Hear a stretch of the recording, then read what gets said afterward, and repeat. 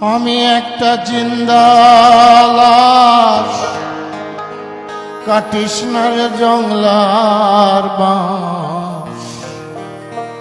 আমার লাইগা 3.5 হাত কবর খুঁজিস না। আমি পীড়িতের নলে পড়া, মরার পরে আমায় পুরিস না। আমি একটা জিন্দা লাশ, কাটিস না রে জংলার বাঁশ। আমি একটা জিন্দা লাশ, কাটিস না রে জংলার বাঁশ।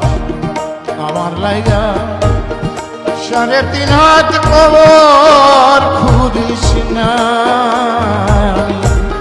পীড়িতের নলে পড়া, মরার পরে আমায় পুরিস না। তোরা মরার পরে আমায় পুরিস